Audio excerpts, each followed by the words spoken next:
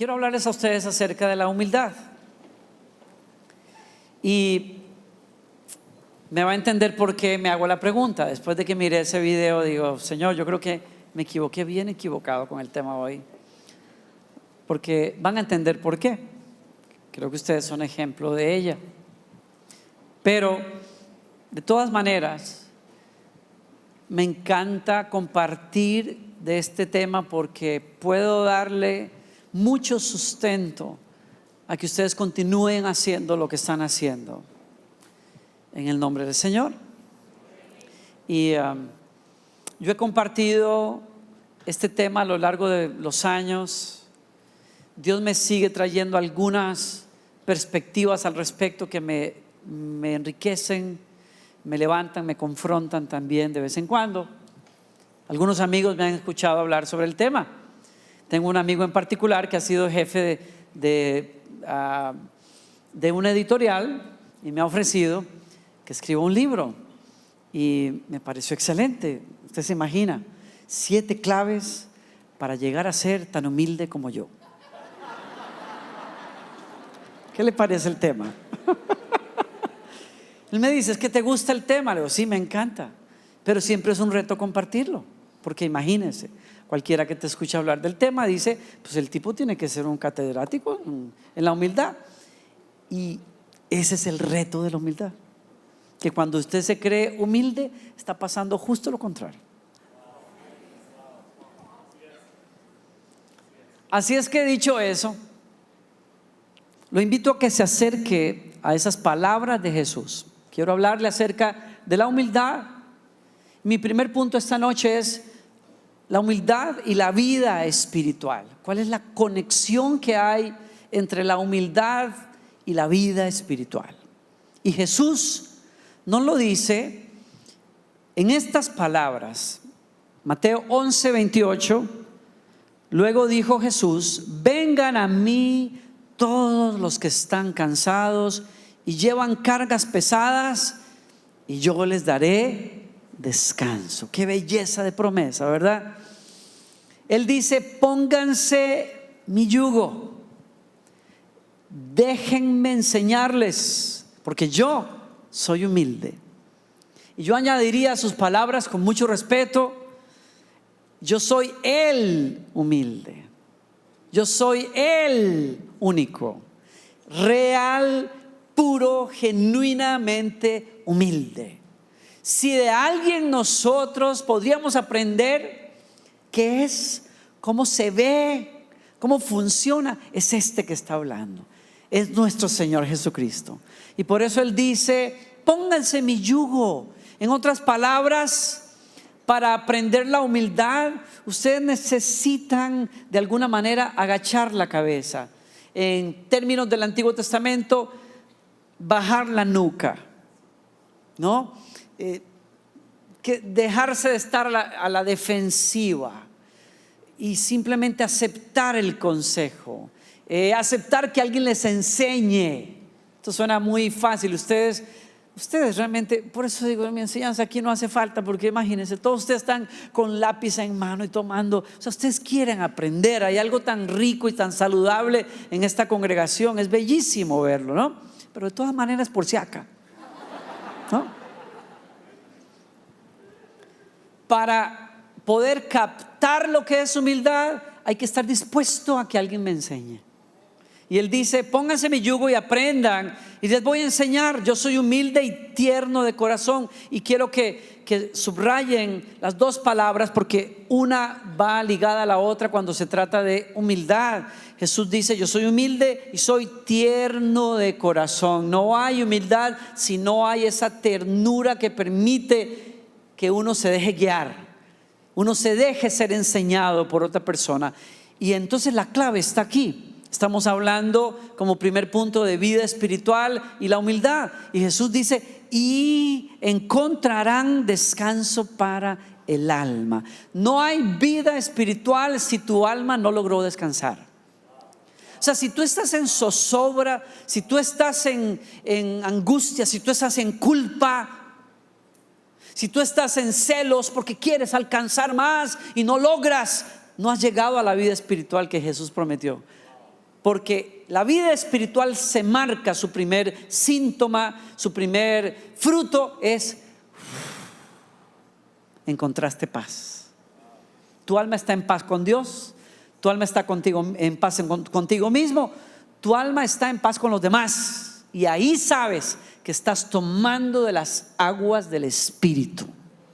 Tú me puedes decir: no, yo tengo una vida religiosa fantástica, pero tu ceño fruncido, tu angustia ante las cosas, tu frustración porque no eres más santo de lo que quisieras ser, me muestra a mí, o le muestra a Dios, o te muestra a ti mejor, que no estás caminando en esa vida.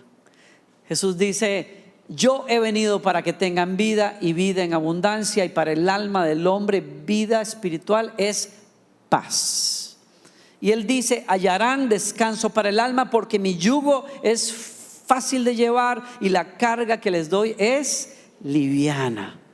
Nos está diciendo Jesús en pocas palabras que todo aquel que quiera encontrar vida espiritual tiene que pasar por una llave, tiene que pasar por una puerta, y la puerta es la humildad. Y el único que nos puede compartir ese corazón y enseñarnos a vivir en esa humildad es nuestro Señor Jesucristo. La clave para poder entonces entrar es aceptar que Él nos ponga su yugo encima. Pero Él dice: yo no se los impongo, ustedes tienen que dejar que algo pase.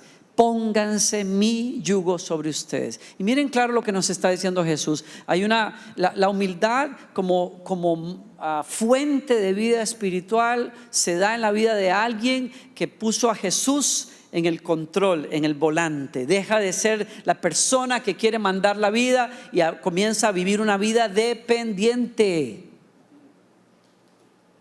Depende. Usted podría hacerlo solo, pero decide que depender. O podemos creer conseguirlo solos, pero decidimos que depender. Y Jesús dice: eso es un yugo, es mi yugo. ¿Por qué? Porque yo mismo vivo así. Yo mismo vivo así. Yo dependo de otro. Dios en la carne, revelado en la persona de Jesucristo, es Dios todopoderoso. Todo lo hizo, todo lo creó, todo lo puede hacer, todo lo puede hablar y puede suceder, pero no todo lo hace, no todo lo dice. ¿Por qué? Porque está en sujeción. Y por eso Él dice: aprendan de mí, porque yo tengo un corazón tierno y humilde. Que quiere decir: hay uno más que hace las obras, hay uno que me enseña, hay uno que me instruye, hay uno que me guía, hay uno que me manda. Aprendan eso, porque si aprenden eso, entonces hallarán paz. Vivimos en una sociedad que nos enseña lo contrario: el valor de la autosuficiencia, el valor de ser independiente, el valor de no estarse recostando en nadie, ¿no? Son valores importantes que tenemos que enseñarle a nuestros hijos, porque realmente queremos que ellos tengan esa capacidad de emprendimiento, esa iniciativa propia, ese entendimiento de que en la vida tú tienes que abrirte camino y no puedes estarte apoyando en aquí o allá. Tienes que buscar tu camino, tu destino. Pero en la vida espiritual se nos dice que es todo lo contrario. Tú abres camino entregándote. Tú avanzas dependiendo. Tú creces plantándote en otro. ¿Están conmigo? Por eso la humildad es tan importante. Y les ofrezco una definición que leí hace muchos años en un libro clásico de ese pastor sudafricano Andrew Murray, que dice: humildad no es tanto una gracia o virtud como otras, es la raíz de todas. Y quiero que tomes nota. Yo desde jovencito tenía preguntas en cuanto a la vida espiritual. Yo siempre me he preguntado: enséñame de esto, de aquello, pero dime cuál es la raíz de las cosas. O sea, ¿cómo puedo irme a la raíz? Porque si cubro la raíz, tengo lo demás. ¿no? No, usted dice, yo necesito más santidad, pero ¿de dónde viene la santidad? No, yo necesito más poder del Espíritu. Pero ¿cómo se manifiesta el poder de Dios en nosotros? Yo quiero crecer más. Imagínense, yo lo pregunté no sé cuántas veces. Yo quiero crecer más, yo quiero crecer, ¿no? Yo quiero crecer en la vida, ¿no?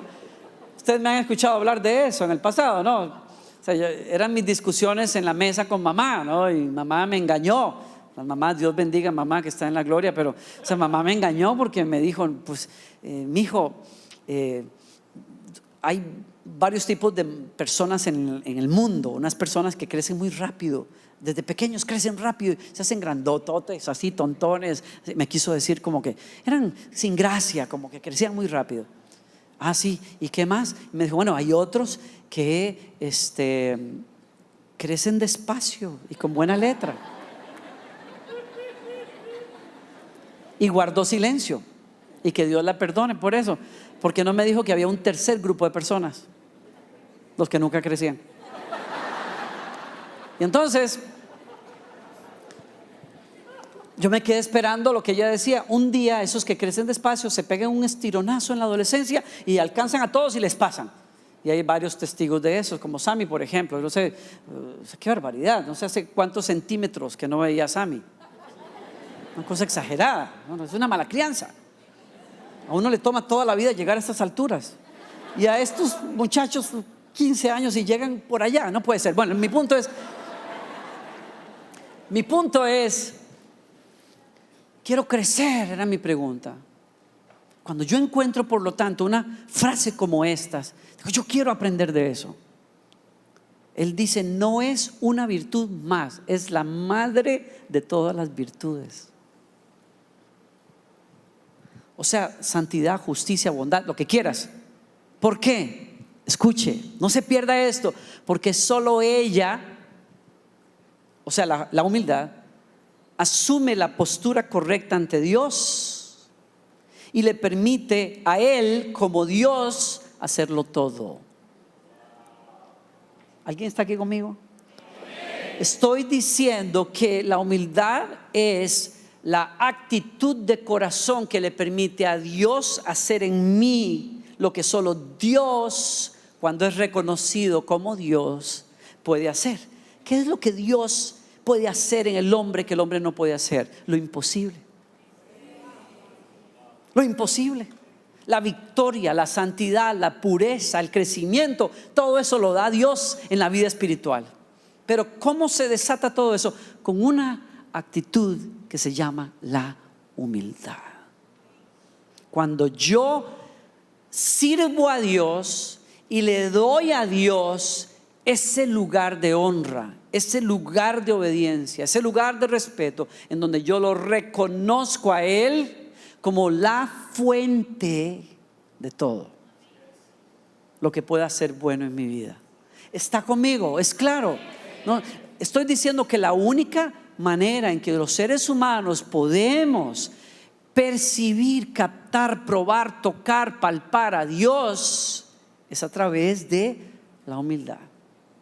Yo solo he estado una vez en Tierra Santa, y en esa ocasión me llevaron a uno de los puntos que todos queremos conocer cuando vamos, que es la iglesia de la Natividad, porque dice la tradición que allí se marcó el lugar desde quizás el segundo siglo de la historia del cristianismo. Se dice, se corrió la voz entre los cristianos de que había una gruta, un cierto lugar en donde se decía que Jesús había nacido, y los cristianos marcaron ese lugar.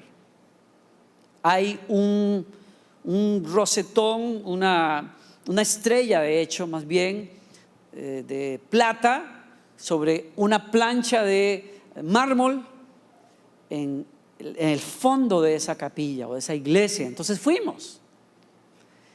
Está en Palestina el día de hoy. O sea, sales de Israel para visitarla, y cuando cruzas el vestíbulo gigante donde está la iglesia, te das cuenta que es una iglesia que no tiene mayor belleza. Se quitaron las pinturas, los candelabros son antiquísimos, viejos, oscuros, el piso es feo, no hay bancas, no hay nada, está prácticamente como abandonada, pero cuando entras por la parte de atrás del altar mayor de esa iglesia, tienes que bajar unas escaleras para poder ir al sótano en donde está ese lugar sagrado para los cristianos, y te das cuenta que conforme bajas, la gruta se hace más pequeña, el espacio más pequeño y más pequeño y más pequeño, al punto de que si alguien como yo siente que es pequeño, es porque es pequeño. Ya realmente se hace pequeño, ¿no? Y cuando tú llegas a ese lugar no puedes quedarte mucho, pero puedes disfrutarlo unos minutos antes de que la fila continúe por allí. ¿Y sabes qué? Cuando uno llega a ese lugar, la única manera en que uno puede presenciar ese misterio que evoca ese lugar es de rodillas. Tú solo percibes a Dios de rodillas. Solo percibes la realidad de Dios cuando la soberbia se quiebra. Cuando Saulo de Tarso cae al piso y se le abren los ojos para ver a Jesús, y lo palpa y escucha la voz de Él por primera vez. Dios tuvo que humillar a Pablo. Voy a hablar un poquito más de esto porque Pablo tuvo primero que ser humillado para después caminar en humildad. La humildad no es forzada, la humillación es forzada. Pero cuando Pablo acepta esa humillación, entonces camina en el misterio que es la humildad.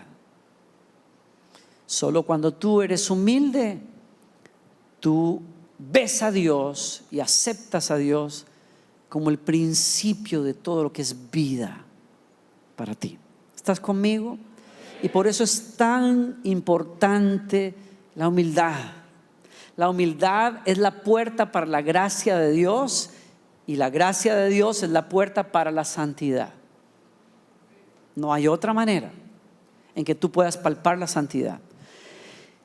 Cuando la santidad es una norma que alguien te enseña, es eso, es una norma. Una costumbre que se te impone, es una costumbre. Cuando alguien te lo exige, es una ley. Pero cuando la santidad aflora, no es ninguna de las anteriores. Es el producto de la gracia de Dios que te alcanzó. Y entonces comienzas a caminar en un respeto profundo por Dios, no porque te ven o no por el temor al castigo, sino porque amas a Dios. Y cuando el amor reverente por Dios está, produce que tú huyas del pecado y tú corras hacia la pureza de Dios. Y esa es la verdadera santidad.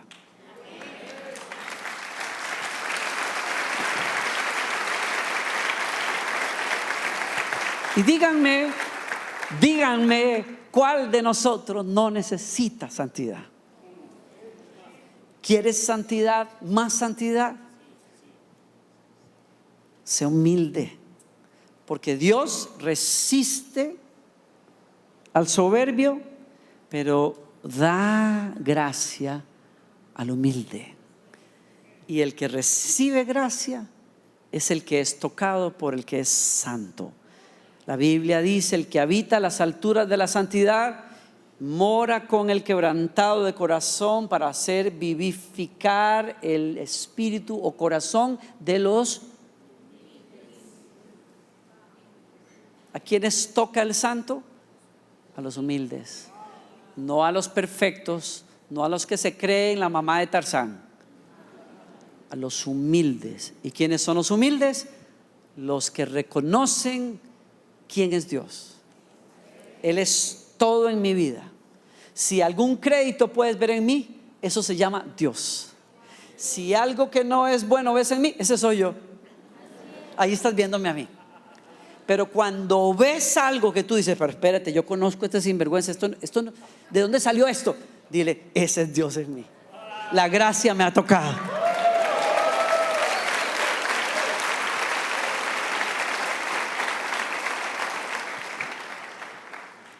Hemos hablado de la humildad y la vida espiritual. En segundo lugar, quiero hablarles de la humildad y los demás. Porque para poder definir lo que es la humildad y vivirla, tenemos que conectar el concepto con los demás. La humildad me enseña cómo relacionarme con Dios. Pero en segundo lugar, la humildad me enseña cómo relacionarme con los demás. Y le ofrezco una definición que la escribe un hombre muy reconocido en el mundo. Se llama Martin Lloyd Jones en inglés. Y él dice, es esencialmente una visión verdadera de uno mismo que se expresa, escuche, es una visión verdadera de mí mismo que se expresa en la actitud y conducta que tenemos hacia los demás. Eso es humildad. Lo dice una persona, un tremendo pastor, pensador, cristiano, y me pareció espectacular su definición. Yo sé que soy humilde si he aprendido a relacionarme con los demás. ¿Cuál es la manera entonces en que la humildad me enseña a relacionarme con los demás? Bueno, les leo a otro autor que ha inspirado en mi vida. Se llama John Dixon. Escribió un libro que se llama Humilitas. Y él dice, la humildad es la noble elección de renunciar a su estatus, desplegar sus recursos o usar su influencia para el bien de otros antes que para su propio bienestar. Es la noble decisión de renunciar a mi estatus y de desplegar mis recursos o mi influencia para el bien de otros antes que para mi propio bien. Y por eso los honro a todos ustedes la noche de hoy. Porque ustedes están usando sus recursos, su tiempo, su estatus, su influencia antes que para ustedes, para el bien de otras personas. Eso es humildad. Ustedes lo han definido muy bien cuando dijeron, es una obra de compasión. Sí, pero la compasión no se genera en el corazón del ser humano a menos que la humildad espiritual esté presente. Porque tú no vas a servir a una persona a la que tú consideras menor, a menos que lo veas como si no lo fuera.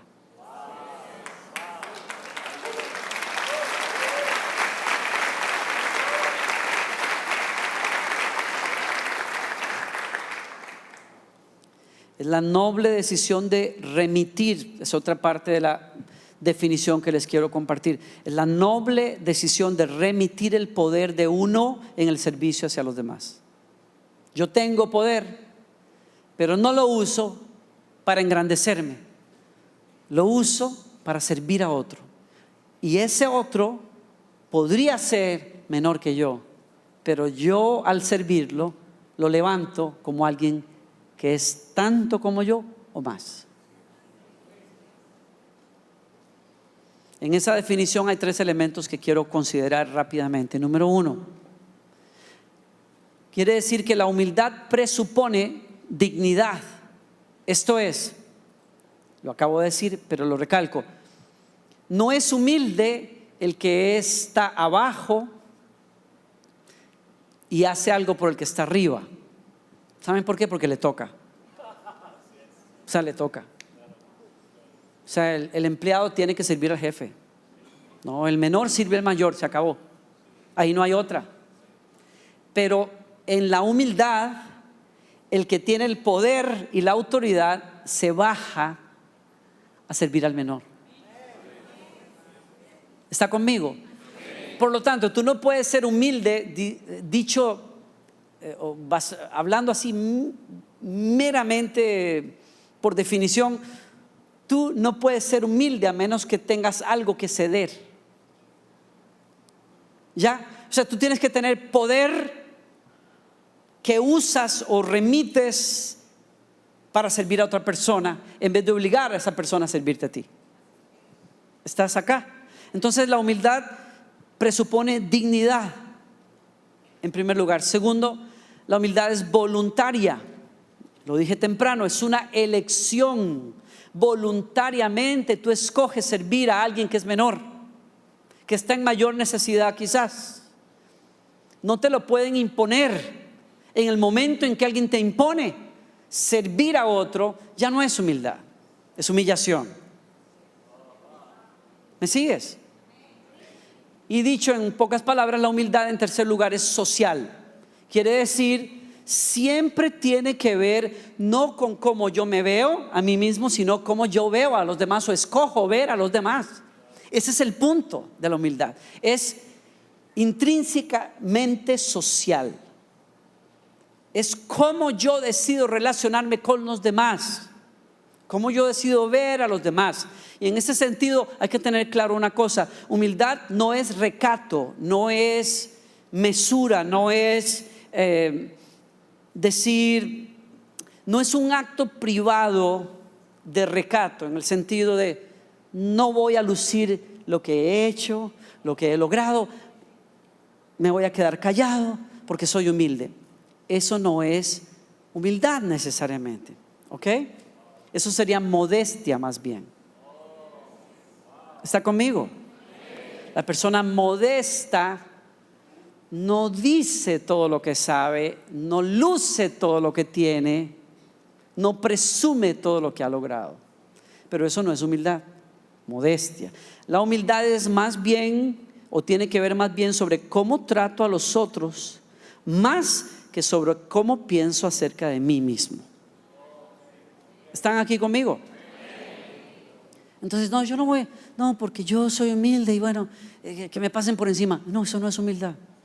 No, alguien te dice, ay, qué camisa tan bonita traes. Ay, sí, la conseguí en una tienda de esas de rebaja porque no quieres presumir que es una camisa de marca que te costó mucho dinero tal vez.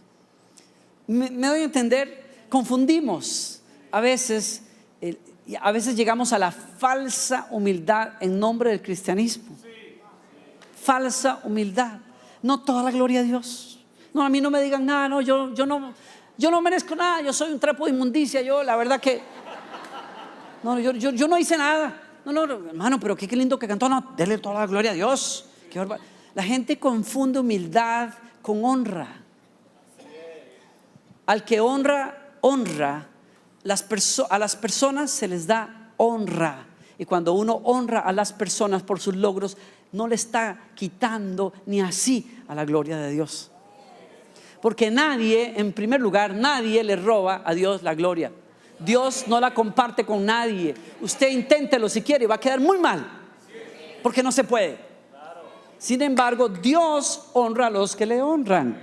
Y nos enseña a nosotros que tenemos que honrar a los ancianos porque son ancianos, a nuestros líderes porque nos guían en los caminos de Dios, a nuestros padres porque nos hicieron nacer, bendito sea Dios. Ese no es mi tema. Humildad no es modestia, es cómo yo decido tratar a los demás. Y los llevo a esa noche en que Jesús está con sus discípulos en Juan capítulo 13, verso 1 en adelante, como un ejemplo de lo que estoy hablando acá. Estamos hablando de que la humildad es social. Antes de ir de la celebración de la Pascua, Jesús sabía que había llegado su momento para dejar este mundo y regresar a su Padre. Había amado a sus discípulos durante el ministerio que realizó en la tierra y ahora los amó hasta el fin. Yo quiero que subraye ese pensamiento. Yo estoy leyendo la Nueva Traducción Viviente, pero yo quiero que usted note que fue una decisión que él tomó. Dice, había amado a sus discípulos durante su tiempo aquí y ahora los amó hasta el fin. ¿Qué quiere decir? Que en esos últimos minutos, en esa noche final, después de 33 años acá, Jesús podía tomar una decisión. Los amé, pero no me habían traicionado. Hoy me van a traicionar. Yo puedo escoger qué hacer con estos sinvergüenzas. Y dice que esa noche, antes de que todo pasara, sabiendo él quién era, sabiendo él a dónde iba y el costo para pasar de allá, de la eternidad pasada a la eternidad futura, dice, amó a sus discípulos y los amó hasta el fin. Decidió algo. Y usted sabe lo que pasó, pero se lo leo. Era la hora de cenar y el diablo ya había incitado a Judas, hijo de Simón Iscariote, para que lo traicionara. Jesús sabía que el Padre le había dado autoridad sobre todas las cosas y que había venido de Dios y regresaría a Dios. Verso 4. Así que, ¿están viendo eso también? Es bello cómo Juan describe todo esto. O sea, Jesús está claro y seguro de quién es, qué tiene, quién lo tiene. Le pertenece a su papá y su padre le ha dado autoridad sobre todas las cosas. ¿Qué quiere decir eso? Que lo que sigue es de suma importancia, porque el hombre que tiene la papa en la mano, el que escoge el destino de los seres humanos, el que escoge su propio destino, como lo dijo a los discípulos, a mí nadie me quita la vida. El que tiene el poder en la mano, añade un así que. ¿Qué vas a hacer? Los ángeles, yo creo, están de pie en vilo, yo creo, así, agarrados de las barandas del cielo, mirando qué va a hacer, porque Él sabe quién es, Él sabe qué tiene, su nombre es como ninguno otro. ¿Qué va a hacer ahora? Y San Juan escribe, así que.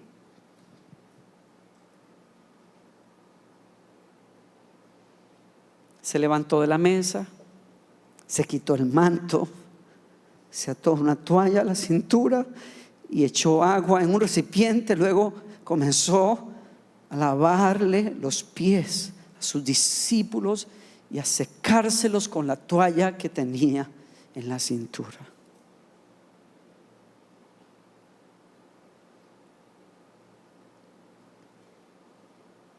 Todo tiene que ver con qué haces tú con el poder que te has dado. ¿Cómo usas tus capacidades, tu recurso, tu estatus, tu posición? ¿Cuál es el así que tuyo? ¿Qué sigue? ¿Cómo completas esa oración?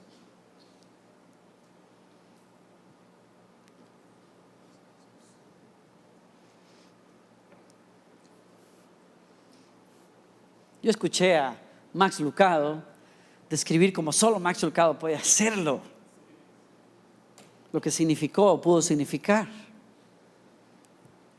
ese acto.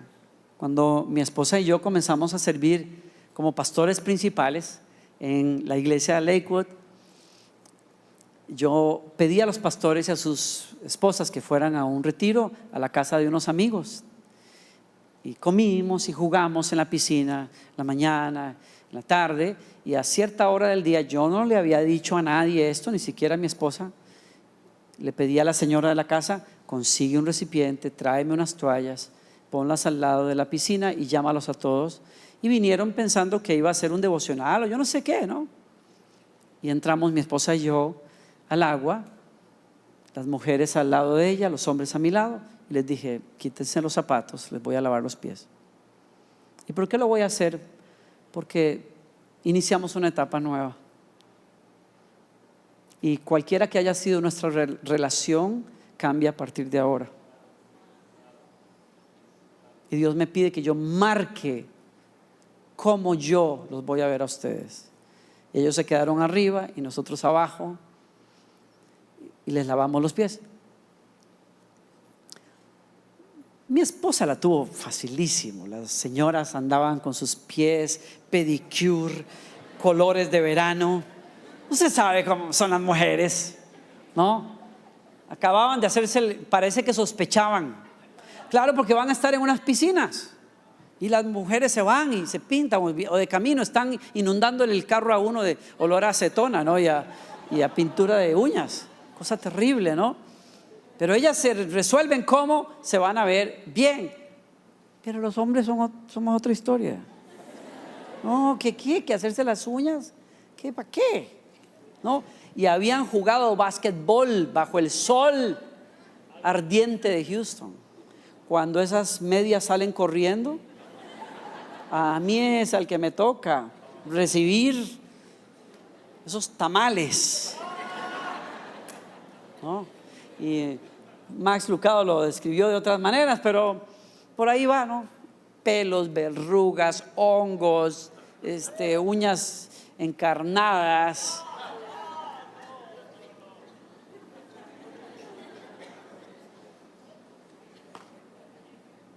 Usted puede ver a Jesús en una película haciéndolo, y Jesús tiene una cara hermosa, y la música te hace llorar, y los pies son perfectos, son pies de artistas.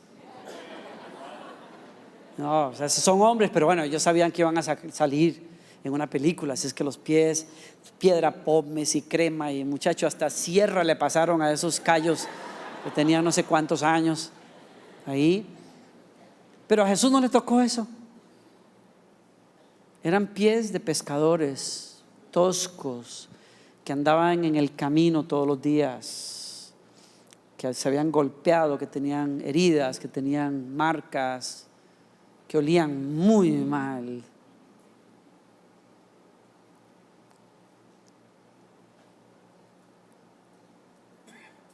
Y lo hizo por nosotros, para enseñarnos a nosotros cómo se trata al que tienes al lado. ¿Alguno de ustedes ha deseado alguna vez tener a Jesús en casa? ¿Se han leído ustedes esas historias como las que me hacen llorar a mí, como la de Abraham cuando invita a Dios, que pasó al frente de su tienda, lo invita a quedarse en casa y cocina para él, y le ofrece agua fresca de un pozo que él abrió, y Dios, en una teofanía del Antiguo Testamento, accede, está camino a juzgar a Sodoma y Gomorra, pero accede a quedarse con Abraham unas horas, y Abraham le da de comer y le lava los pies. ¡Wow! Si usted quiere saber por qué usted tiene que ser hospitalario, lea la historia, porque uno nunca sabe lo que esa visita trae de parte de Dios. Yo quisiera lavarle los pies al Señor, pero cuando se lo he pedido, me pone al frente los pies de mi hermano con callos y con el olor a queso de muchos meses, y me dice: ¿quieres lavarme los pies? Lávale los pies a tu hermano. Perdónale las rabietas a tu hermano.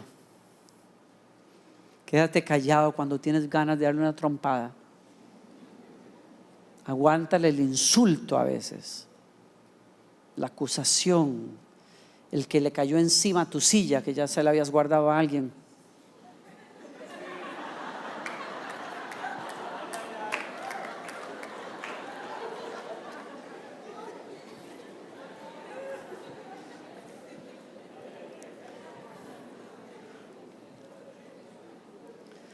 Yo no digo, por eso les digo a ustedes, yo no vine a enseñar esto porque aquí no haga falta, realmente, o sea, porque haga falta más bien.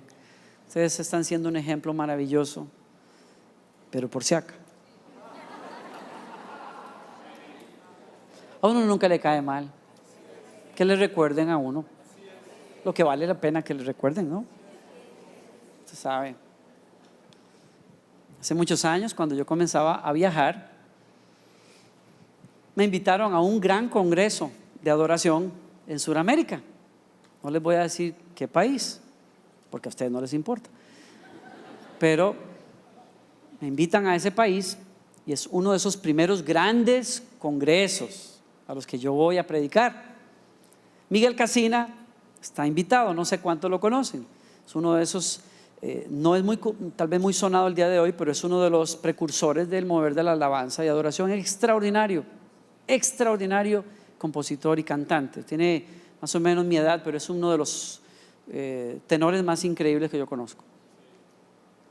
Tiene la voz todavía entera y una unción increíble. Bueno, entonces nos invitan a cada uno dirigir una noche de adoración o de concierto, y a él le toca la primera noche, miércoles. A mí me llevan al hotel, me cambio y me regresan. La reunión está a reventar. Cuando yo llego y el ujier, más bien la persona de protocolo que me acompaña, me dice, yo me quedo atrás, y cuando veo que está lleno le digo, déjame acá. Y me dice, no, pastor, no, venga conmigo, usted tiene que venir, esas son las instrucciones. Y yo no, que se venga. Y me vengo, cruzo un lugar como este. El concierto está en lo más y mejor. Y cuando llego al frente, después de que él me asegura que yo tengo espacio, no tengo espacio. Todos los pastores están en primera fila, no encuentro espacio. Yo tengo una pena porque aunque la música está corriendo, yo no quería precisamente eso. No quería interrumpir, distraer más bien. Entonces me quedo tan incómodo y volteo a ver rápido cómo resolver, porque él se dio media vuelta y se fue. Sí, o sea, él dijo, ya cumplí con mi tarea. Yo lo dejé donde me dijeron que había que dejarlo, y es al frente. Y él muy sinvergüenza se va. Entonces yo comienzo a resolver qué hacer, y yo veo toda esta sección. Bueno, háganse de cuenta que si hubiera sillas hacia ese costado hasta la pared, yo veo por lo menos 3 hileras vacías. Dije, qué fantástico, ¿no? Y fui y me senté en la primera silla que encontré, y me siento ahí feliz de la vida. Y Miguel Casina termina su momento, y aquí es donde viene la buena parte, porque entonces me doy cuenta hasta ese momento que hay un coro de 100 voces que estaban acompañando a Miguel Casina, que se bajan en ese momento, y usted sabe, con cara de coro así, coro bautista, porque lo habían ensayado. Cuando ellos bajan, todos bajan así como, ni miran las gradas, se van, bajan sonriendo todos en fila perfecta hasta que llegan a donde está su servidor. Está todo el filón del coro atrás, y estoy yo sentado allí, y este tipo se me queda mirando así como,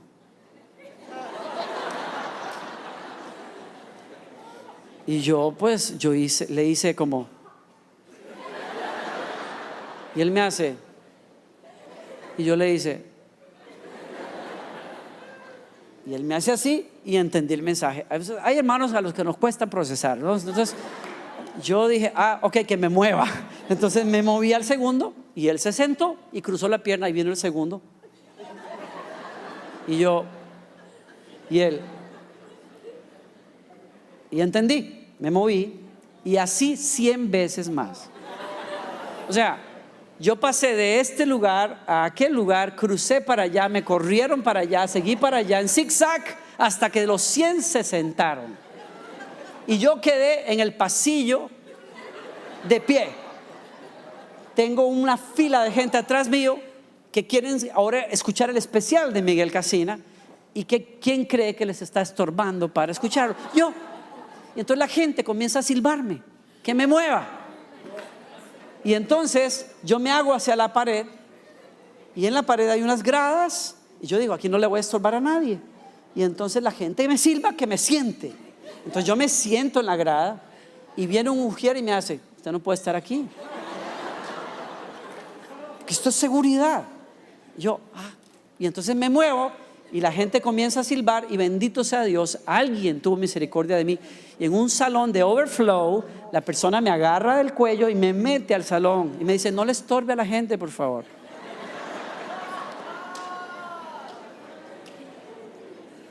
Yo no les tengo que decir a ustedes, bueno, se los voy a poner así, ¿ok? Se los voy a poner así. Yo me sentí tan indignado, que no regresé a ese país o a esa iglesia por los próximos 8 años, aunque me invitaron. Jamás quise regresar. Jamás se los dije.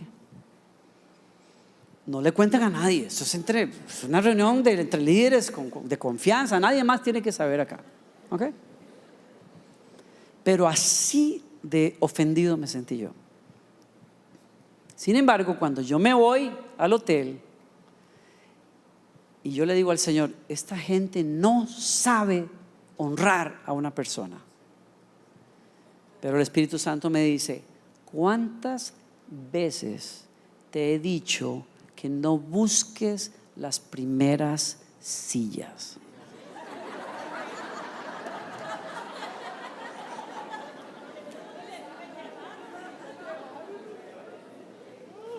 Cien veces me lo recordó.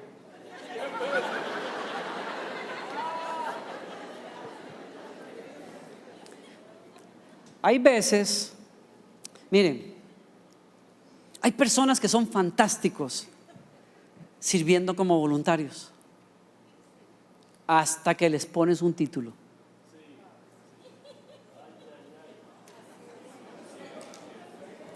El día que le pusiste jefe regional, el tipo era ese que hasta te besaba los pies, pero el día que le pusieron el jefe, gloria a Dios. Aleluya.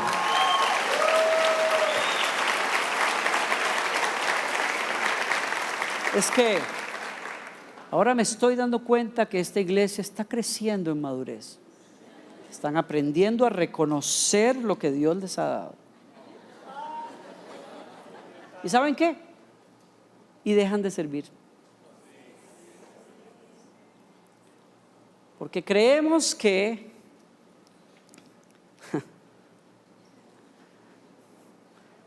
la influencia, que el poder es para servirnos. Pero Jesús dijo en Lucas 22:25, el más importante de ustedes deberá tomar el puesto más bajo. Claro, lo leemos pero no lo creemos. Porque cuando usted llegó a ser fulanito de tal en la iglesia, usted quiere la primera silla. Jesús dice, el más importante de ustedes deberá tomar el puesto más bajo y el líder debe ser como un sirviente. Lo que me enseña a mí Jesús es que liderazgo es sacrificio. Liderar es servir a otras personas. Y eso solo lo hace posible la humildad. Porque usted jamás sirve a una persona que usted ve como menos. No, es distinto. Miren, es muy distinto si la persona que está al frente tuyo es fulanito de tal. Tú no hayas ni dónde ponerlo. Si es un predicador que tú admiras muchísimo y te aparece en el camino, tú quieres desde la foto hasta darle la silla en el avión, porque es fulanito de tal. Pero Pepito que se apareció por ahí, sí, les dice que va aquí a Ríos de Agua. Sí, pero ¿y ese pelado quién es? Ni lo conocen en su casa. Tú no sirves a esa persona. Tú sirves al que te impresiona a ti. Tú sirves a aquel a quien tú admiras y lo haces con gusto y te quitas la camiseta y se la das.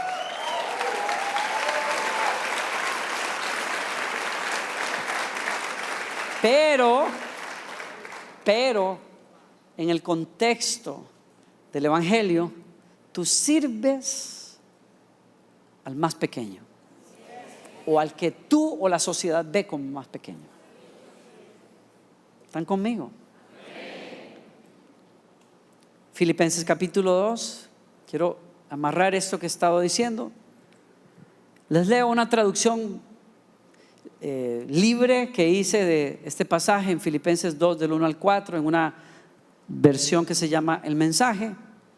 Si ser parte de una comunidad del Espíritu significa algo para ustedes, si tienen corazón, si les importa, háganme un favor, pónganse de acuerdo, ámense, sean profundos amigos espirituales. No traten de llegar arriba a codazos, no se ganen el puesto con cuentos, más bien háganse a un lado y ayuden a otros para que avancen. No se obsesionen con el deseo de sacar ventaja. Olvídense de ustedes lo suficiente como para extender a otro una mano de ayuda. Eso es humildad. ¿Está aquí conmigo?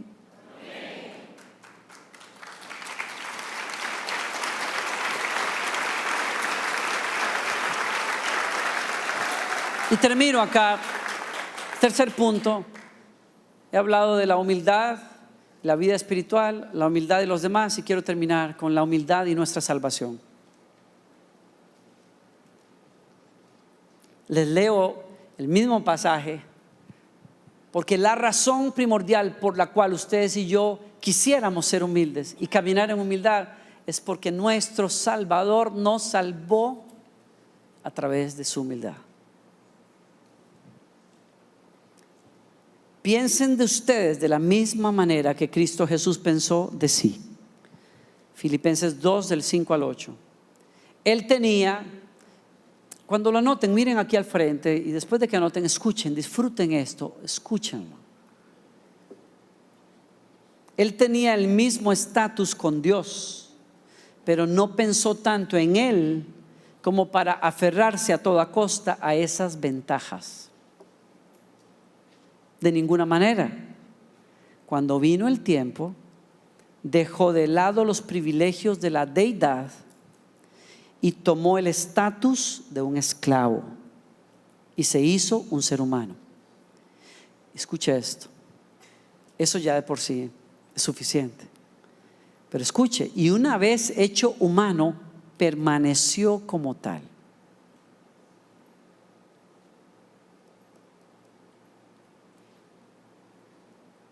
Permaneció como tal. Fue un proceso increíblemente humillante. Nunca reclamó privilegios especiales. Esa es la parte más fuerte. No, yo cuál parte voy a decir que pueda ser más fuerte. Yo jamás estuve en ese trono de gloria, ni vi lo que Él ha visto, ni besé las mejillas del Padre. Yo no sé lo que es eso. No sé lo que es que te sirvan en bandejas de oro, seas el Señor de la creación. No lo sé y nunca lo sabré. Solo Él tiene ese lugar. Y Él se hace un embrión en el vientre de una jovencita. De ser el dueño del tiempo y la historia, se hace un embrión y un bebé que nace y que necesita los pechos de una madre porque si no se muere de hambre. De ser la fuente de la satisfacción a sentir cuando las tripas suenan y el estómago duele por el hambre. De no necesitar nada a tener que ir al baño y usar papel si había. De todas las experiencias o las facetas de ser humano, esa es una de las más humillantes que hay. Él probó todo eso. Eso es suficiente. Pero como si eso fuera poco, cuando pudo haber sido tentado a salir de esa limitación que Él mismo se autoimpuso, decidió no hacerlo. Póngase a pensar cuántas veces Jesús habrá perdido un ser querido que no quería perder y Él es el dueño de la vida que puede levantar a esa persona, pero el Padre le dijo: tu tiempo no ha llegado, te quedas callado y te quedas quedito hasta que yo te diga. ¿Cuánta violencia habrá visto por parte de los romanos? Una violencia de la cual Él finalmente fue objeto. La respuesta ante Pilato y ante los discípulos que sacaron las espadas para defenderlo en esa noche fue: ustedes no entienden, ustedes no saben que yo podría pedir ayuda y que legiones están listas para defenderme. guarda la espada. Yo puedo hacer uso del poder, pero decido usarlo para salvar,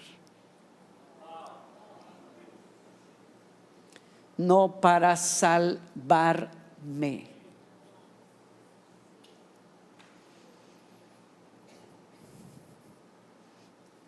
¿Alguno de ustedes ha ido al frente al altar alguna vez a decirle a Dios: Señor, dame más poder? Quizás ha escuchado la voz del Espíritu, como yo la escuché alguna vez, que me dijo: ¿y para qué quieres más?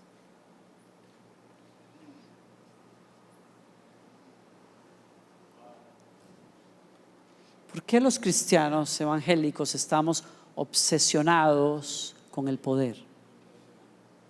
Queremos poder espiritual y el cielo pregunta: ¿para qué? Se quedó como tal. En cambio, vivió una vida sin egoísmo y obediente hasta la muerte, y la peor de todas, una crucifixión. El maestro de la humildad fue humillado públicamente, desnudo, golpeado, tratado como un criminal y juzgado finalmente como el peor de los criminales sobre una cruz. El signo mismo de la humillación póstuma que pueda tener un ser humano es la cruz, y fue la cruz en el imperio griego y romano, y nuestro maestro de la humildad escogió precisamente ser humillado públicamente sobre una cruz, y con esa humillación que el mundo infligió sobre él, pero que él abrazó voluntariamente, con esa humillación nos salvó a nosotros. ¿Alguien le da gracias a Dios?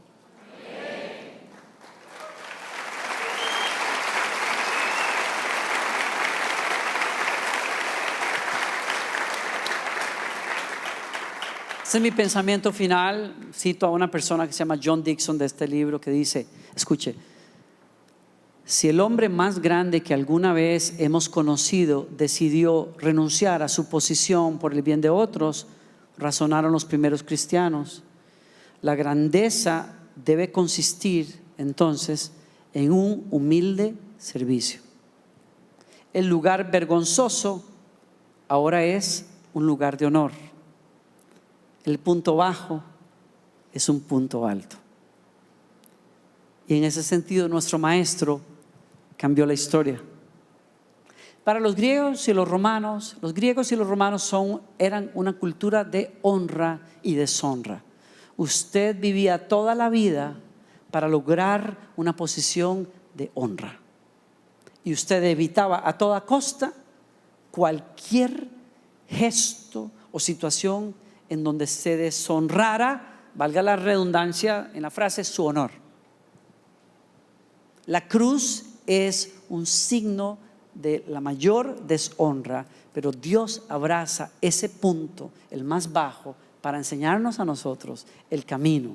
La humanidad fue salvada por uno que se dejó ser humillado, pero que caminó en humildad ante Dios, y por eso consiguió salvación para usted y para mí.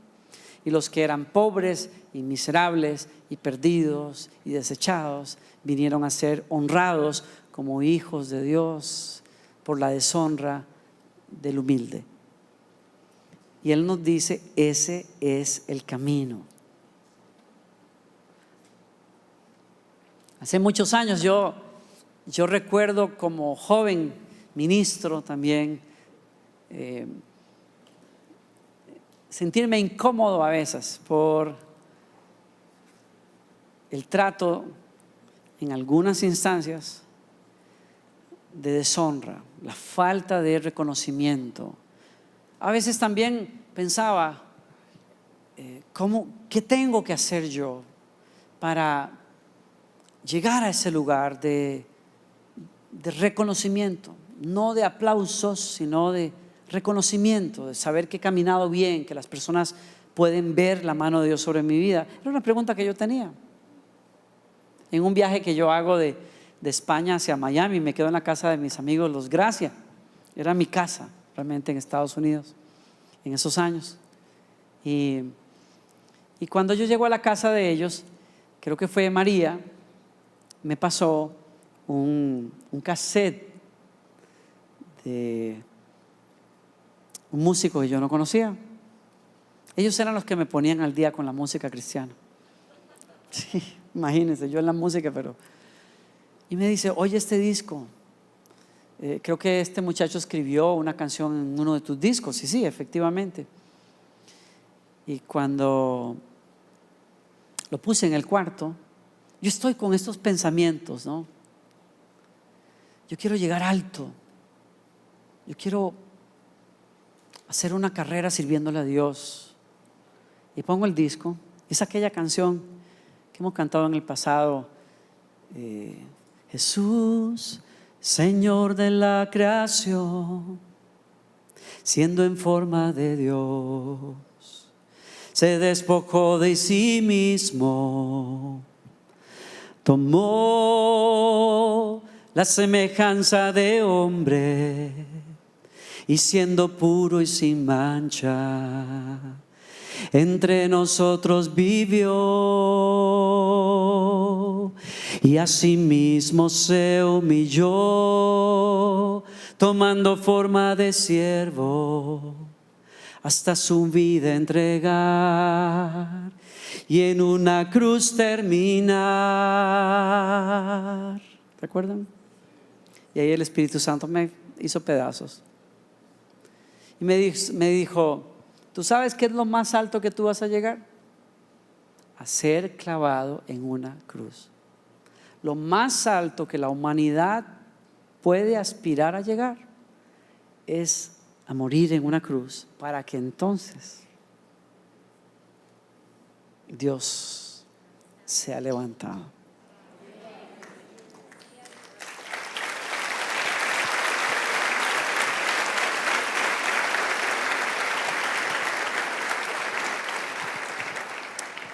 Yo termino aquí, pastor, no quiero pasarme más del tiempo, tengo 10 minutos. Pero acuérdense ustedes que en la última carta de Pedro a la iglesia le dice, humillaos pues bajo la poderosa mano de Dios y Él os exaltará cuando fuere tiempo, porque Dios resiste a los soberbios, pero da gracia a los humildes. Acuérdate, la humillación es impuesta por un agente externo a ti. Alguien no te reconoce, alguien no te respeta, alguien violenta tus derechos y tú eres humillado, ¿no? ¿Ok? La Biblia dice que la humillación es la que sigue ¿a qué? A la soberbia. Por eso Pedro dice, aquel que no quiera sufrir la humillación, humíllese primero. Ante el único de quien se nos pide que nos autoimpongamos, disculpen la redundancia, humillación, es Dios. Porque tú decides caminar en humildad, ¿cómo? Humillando tu humanidad.